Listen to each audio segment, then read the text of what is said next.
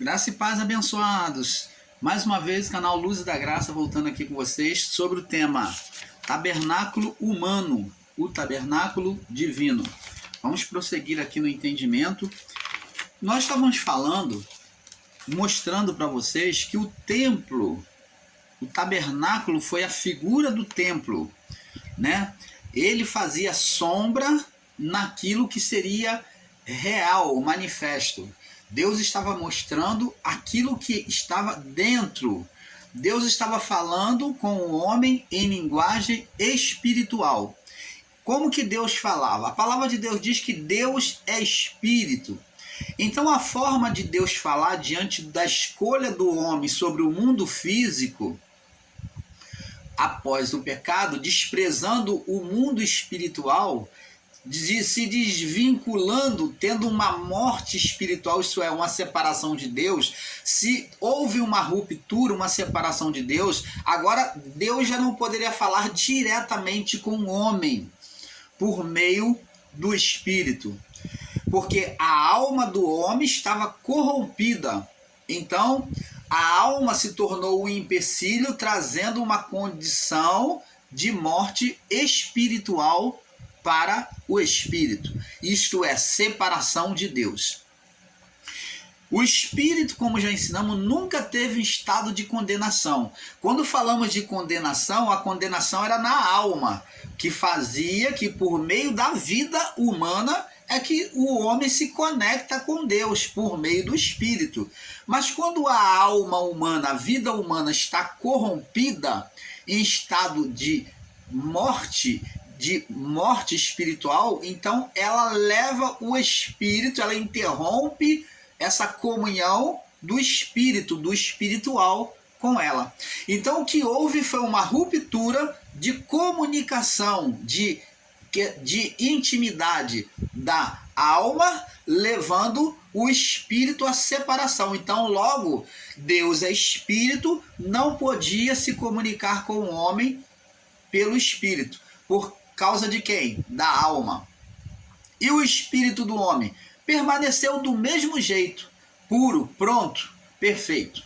O espírito humano nunca deixou a perfeição. Então, abençoado, quando falamos que o espírito do humano se corrompeu, essa parte espiritual que se corrompeu é a alma, e não o espírito humano em si, a divindade, a essência de Deus em nós, que dá vida. Então, Paulo entendeu que nós, olhando para o tabernáculo, Paulo entendeu que nós somos o tabernáculo de Deus. Porque Cristo o tempo todo ele falou, eu sou a porta, eu sou o caminho. Cristo o tempo todo mostrou, no pedir, no buscar, no bater, ele estava apresentando figuras do tabernáculo. Cristo o tempo todo foi retratado como cordeiro, figura do tabernáculo. Então, não tem como negar a existência do Pai, do Filho e a manifestação do Espírito Santo no nosso meio. Não tem como negar. Não tem como negar a existência do pecado, porque se não há pecado, também não há cordeiro. Então Jesus nunca existiu. E negar que Jesus veio em carne, que ele habitou em carne, é ser anticristo. É você negar toda a Bíblia. Você negar a existência do pecado, que nunca houve pecado no mundo, é você negar a Bíblia, você negar o Cristo, você negar que nunca houve cordeiro.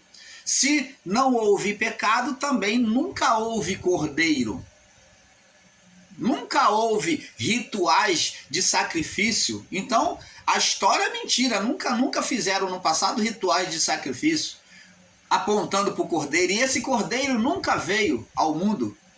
Mas João Batista, lá em João 1:29, ele aponta, quando Jesus vem de encontro ao batismo, ele diz, eis o Cordeiro de Deus que vai tirar o pecado do mundo.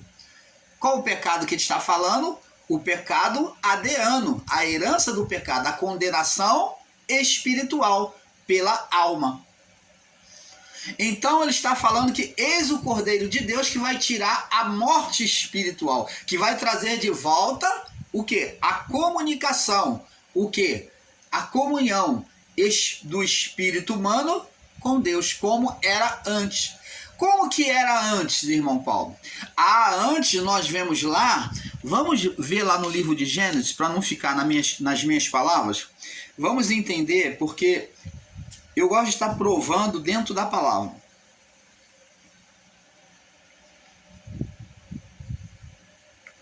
E diz assim, Gênesis 3, verso 8, e diz assim: e ouviram a voz do Senhor que passeava no jardim pela viração do dia. Opa! Então, na parte de tardinha, na parte da tardinha, quando vinha chegando a tarde, que foi chamado de viração do dia, quer dizer, a mudança do estado do dia para a noite. Então, nesse intermediário aí, na entrada da tarde, né, antes de terminar o dia, Deus vinha dialogar com o homem. Então, vê aqui que ouviram a voz do Senhor que passeava no jardim pela viração do dia, e esconderam-se Adão e a sua mulher da presença do Senhor Deus entre as árvores do jardim. E chamou Deus Adão e disse: onde estás? Olha, vê aqui Deus chamando Adão, um diálogo para conversar. Vê aqui que Deus falava diretamente com o homem e mulher. Ele vinha sempre fazer visitação ao homem, aqui na criação, na viração do dia. Ele vinha conversar diretamente com o homem. E ele perguntou a Adão: Adão, onde estás? Diálogo. É este diálogo que foi interrompido, essa comunhão pelo Espírito, que foi interrompido quando o Espírito, o quê? Morreu ou se apagou. Se apagou porque ficou inoperante. Paulo diz lá para os que são carnais, ele diz para os que recebem a palavra da graça, recebiam a palavra da graça e se desviava. Ele diz assim, não apagueis o Espírito. Apagar o Espírito é se separar de Deus, é apagar a luz, não permitir a comunhão, sair da comunhão. Isso que significa apagar o Espírito. Paulo falou: não apagueis o Espírito, ou não entristeçais o Espírito. Foi o que Adão e a mulher fizeram. Eles apagaram o Espírito. Eles vê que eles vão perder as vestes, eles vão se ver nus. Ele diz aqui, chamou o Senhor Deus Adão e disse: onde estás? E ele disse: ouvi a tua voz soar no jardim. Ele ouvia a voz de Deus? Ouvia. Tinha uma comunhão, Deus falava e ele ouvia. Por quê? Porque o Espírito estava perfeito. Por meio da essência do Espírito, do terceiro céu, ele mantinha essa comunhão com Deus. Mas quando houve o pecado, agora ele vai se sentir desnudado. Vai estar faltando o quê? As vestes. Essas vestes é o Espírito aceso nele. Ele tinha um Espírito resplandente nele, que era as vestes, demonstrando as vestes aonde ele estava na inocência e sem condenação. Agora ele vai perder a inocência e vai entrar em condenação.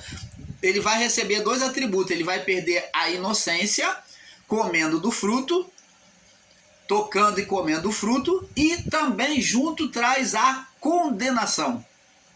Agora vai existir um ser espiritual gerado por eles.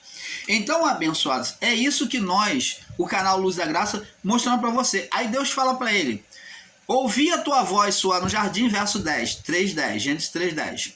E temi, vê que agora uma pessoa, um ser, ele e a mulher, que mantinham uma comunhão direta com Deus, ele teme a Deus. O temor não é por causa do fruto. O conhecer que estava nu, sim, mas o temor, o ter medo de Deus, temer não é respeito, mas esse temer é ter medo mesmo, é ver Deus como acusador, como sentenciador. Esse temor aqui é de pavor, de medo. Então o medo, quer dizer, o medo, a palavra de Deus diz lá no livro de Provérbios que o medo produz tormento. Por que ele teve medo? Porque agora existiu um acusador na mente dele. Então, agora ele diz: ouvi a tua voz soar no jardim, tive medo e me escondi. Temi porque estava nu, por causa do fruto, né? Ele viu que estava nu por causa do fruto. E escondi-me. Então, o fruto mostrou para ele a realidade agora de como ele estava. Agora, após a desobediência, ele pôde ver como ele estava, nu. Perdeu as vestes. E sob estado de condenação, temi. E Deus falou: quem te mostrou que tu estava nu? Ou em outras palavras aqui, Deus falou: quem tirou as tuas vestes? Quem foi que tirou as tuas vestes? Ah, abençoados, não enxergar isso daqui dentro da palavra e perceber que existe agora um ser espiritual, que aquela glória que outrora de Deus transformou-se numa inversão, numa oposição à criação e a Deus, se transformou em um ser maligno. Então aquelas vestes de Adão, o espírito de glória, ele foi transformado em um opositor.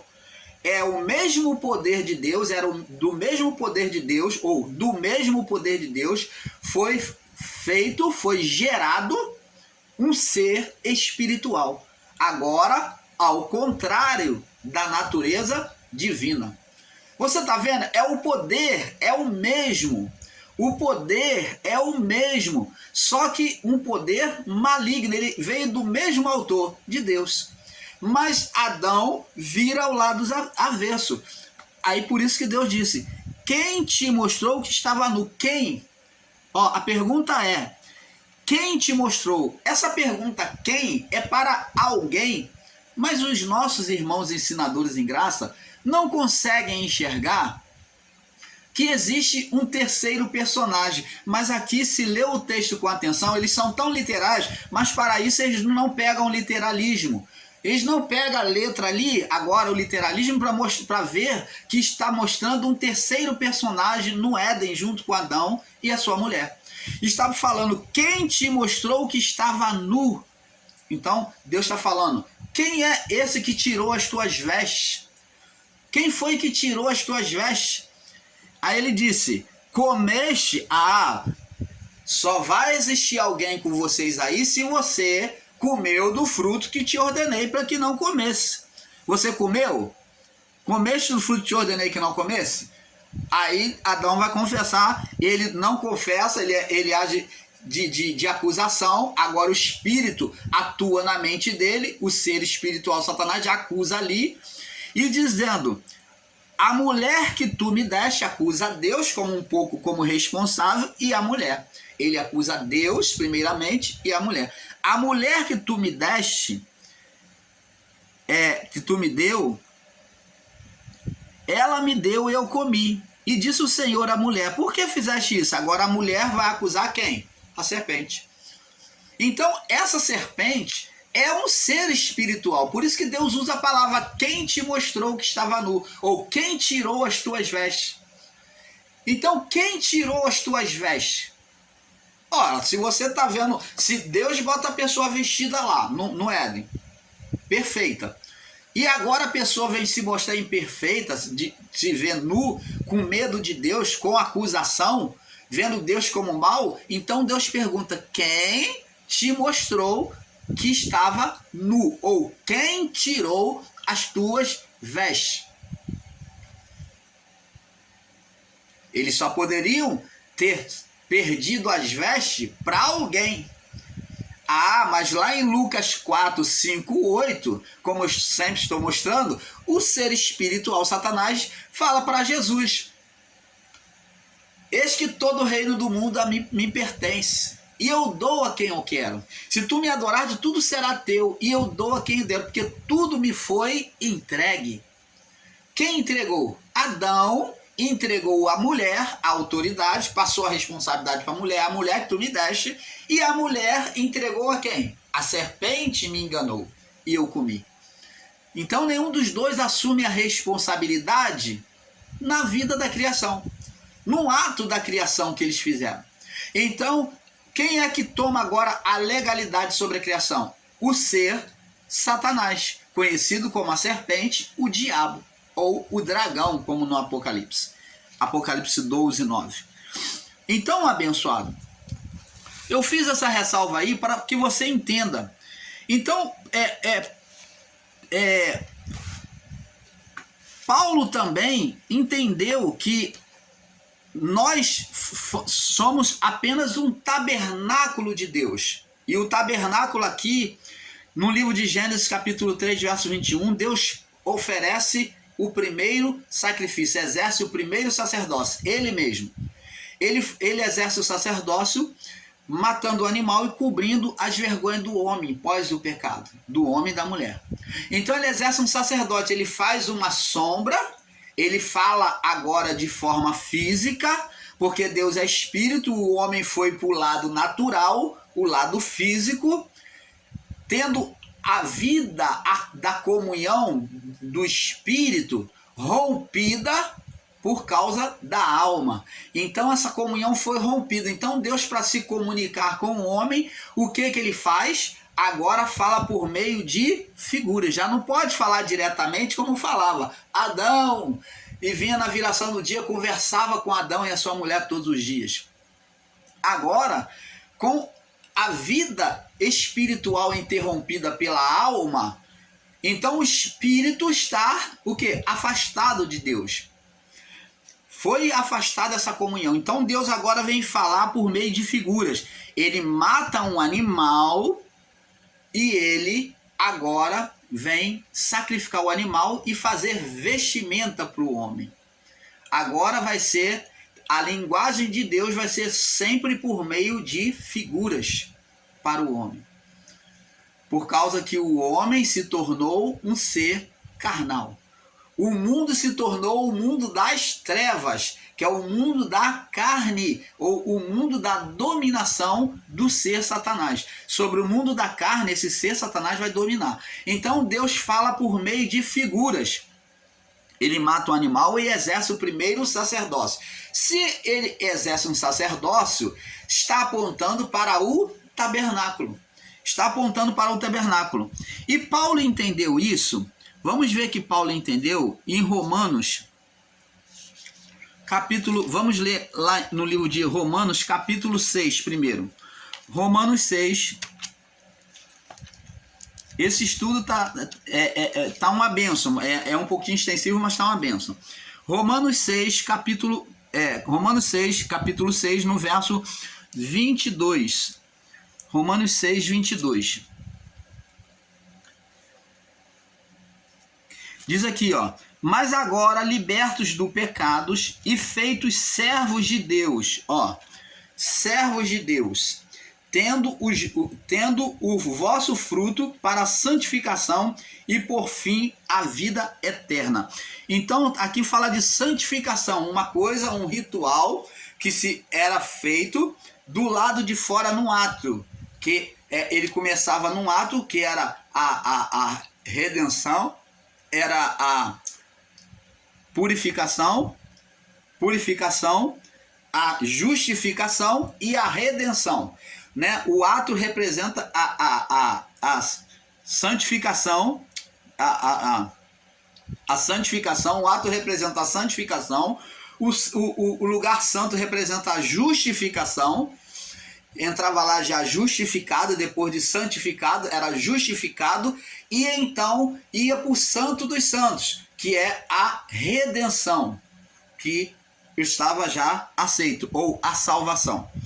Então, abençoado, Paulo fala sobre isso. Em Romanos 8 também, vamos para Romanos 8. Romanos 8.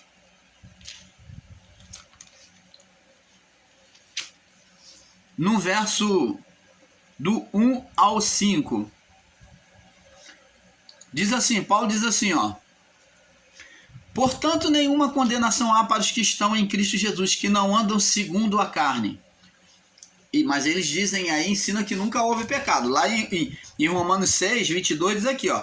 Mas agora libertos do pecado, e Paulo está falando sobre pecado, mas eles estão dizendo que nunca houve pecado, estão ensinando por aí. E feitos servos de Deus, tendes o vosso fruto para a santificação e por fim a vida eterna. Porque o salário do pecado é a morte, mas o dom gratuito de Deus é a vida eterna. Então, mas eles dizem que não tem pecado, que o homem nunca teve pecado, estão aí ensinando. Agora, Paulo vem dizer aqui em Romanos 8, aqui, ó. Portanto, nenhuma condenação há para os que estão em Cristo Jesus, que não andam segundo a carne, que é a prática do pecado. Os nossos irmãos ensinadores em graça, eles estão mudando a Bíblia, porque eles agora dizem que pecado já não existe mais, existe apenas obras da carne. Opa! Eles pegam uma palavra literal de Paulo que diz, porque as obras da carne são. A eles agora, para tentar justificar as suas teses de que não existe mais pecado, então eles colocam como obra da carne. Eles dizem que é obra da carne e não é pecado. Mas são a mesma coisa, eles estão apenas mudando a forma de falar. Eles querem pegar uma palavra literal de Paulo, que Paulo descreve o pecado, as obras da carne, descreve como obras da carne, né? E na verdade são pecados. Paulo mesmo falou aqui. Paulo mesmo falou de pecado. Ele diz aqui, ó, porque o salário do pecado é a morte, mas o dom gratuito de Deus é a vida eterna. Isso no capítulo 6. E aqui no capítulo 8, ele vai dizer, portanto, nenhuma condenação há para os que estão em Cristo Jesus, que não andam segundo a carne. Andar segundo a carne é praticar o pecado, mas segundo o Espírito, porque a lei do Espírito da vida em Cristo Jesus me livrou da lei do pecado e da morte. O que é obra da carne? Pecado. Pecado e da morte. Você está vendo aí como é que os nossos irmãos ensinadores aí são literais, estão tentando mudar a Bíblia? Agora estão ensinando para você que não existe pecado, que pecado o que é pecado é obra da carne, que o termo pecado não existe. Mas Paulo está falando aqui.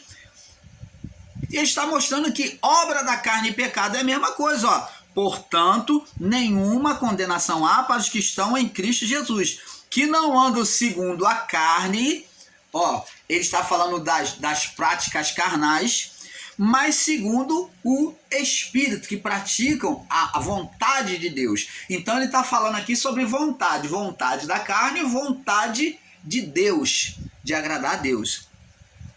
E ele diz aqui no verso 2 bem claro, olha, vocês ensinadores em graça aí, procura observar o texto, vocês estão ensinando muito erroneamente, de forma literal. Porque aqui no verso 2 está bem claro, porque a lei do Espírito da vida, qual é a lei do Espírito da vida? O Evangelho de Cristo. Em Cristo Jesus, que é o Evangelho, é a palavra de Cristo, me livrou, ó, Paulo está falando, me livrou do quê? Da carne, da lei do pecado e da morte. E como é que eles ensinam que não existe mais pecado, que existe agora obras da carne? Aqui vai bem claro, ó, portanto que era impossível a lei, está falando do período mosaico, visto que estava enferma pela carne, porque a carne não obedecia, prática carnal, ó, Deus enviando seu Filho em semelhança da carne do pecado, da carne do pecado que praticava a carnalidade, pelo pecado condenou, ó, pelo pecado condenou as práticas carnais, o pecado na carne. Mas eles não entendem, eles estão dizendo aí que não existe mais pecado. Ele condenou qual pecado na carne? O pecado adriano de todo aquele povo. Agora, O estado de separação que Paulo está dizendo aqui foi rompido, foi tirado por Cristo.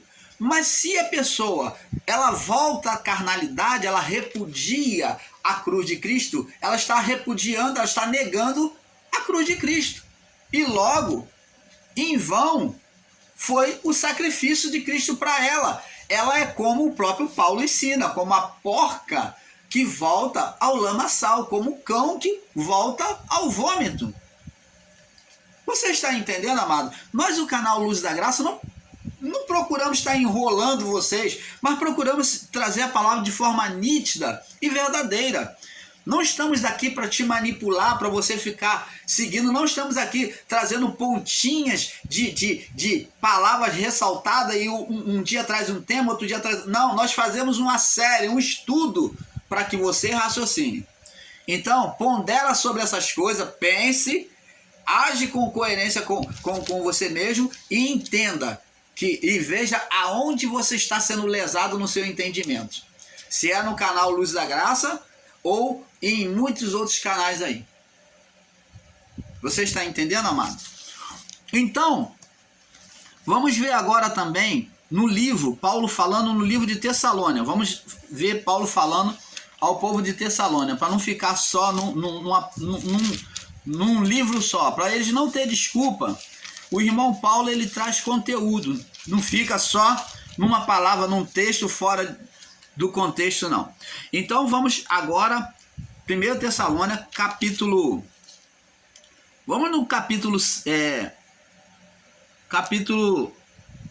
4, no verso 5. Capítulo 4, no verso 7. Tessalônia 4, 7. Diz assim: porque não nos chamou Deus para imundícia, mas para santificação.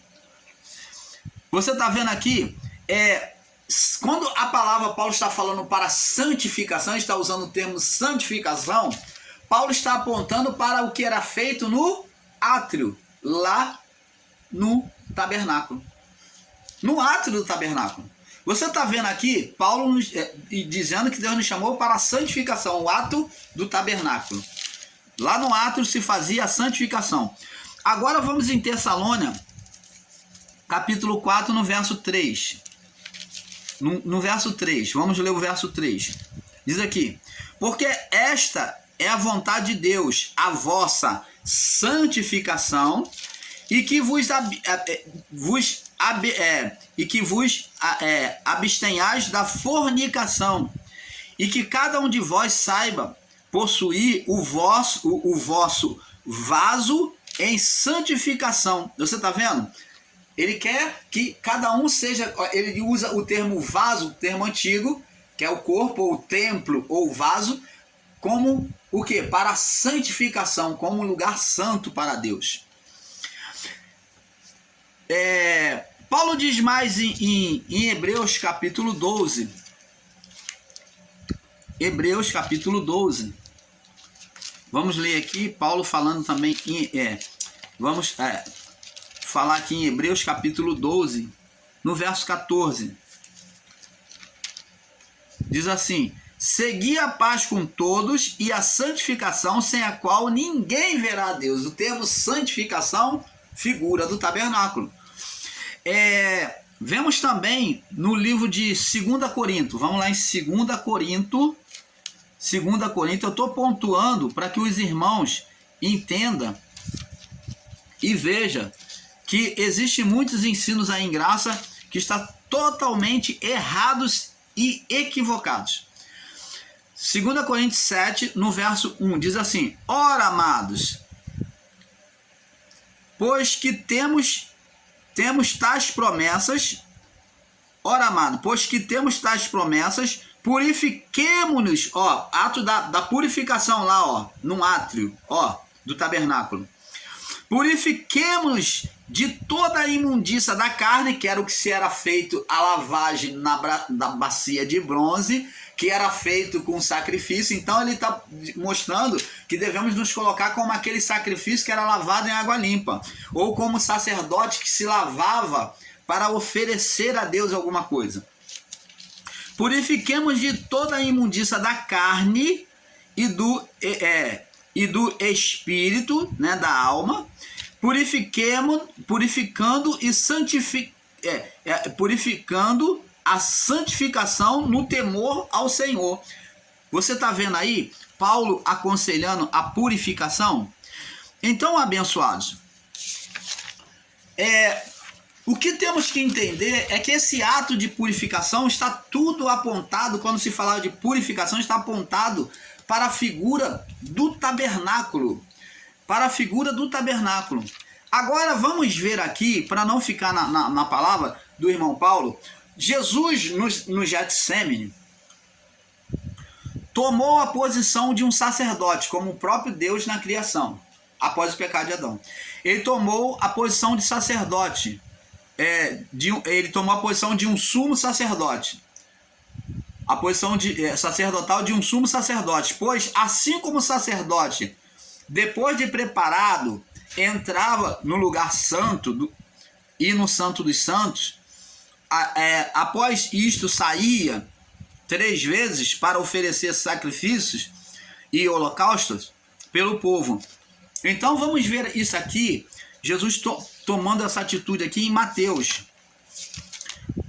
26, Mateus capítulo 26, no verso...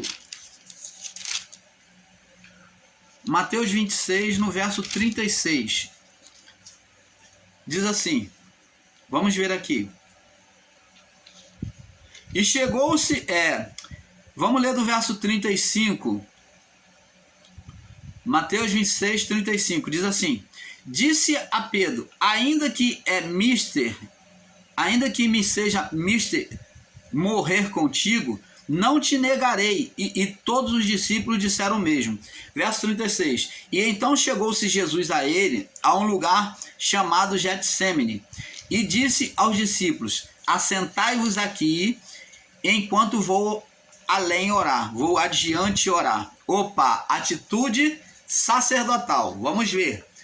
Ele ia adiante, separação. Ele saiu da posição em que ele estava, deixou os discípulos para trás, presta atenção, deixou os discípulos para trás e foi adiante orar. Nós vemos essa mesma figura fazendo um paralelo, a passagem de Abraão, quando ele vai sacrificar o seu filho, ele vai caminhando com a família, com os servos, e ele deixa os servos para trás, ele leva os servos consigo, ele leva acho que 2 servos, e ele leva o jumento e o seu filho, e o preparatório para o sacrifício, e ele leva 2 servos.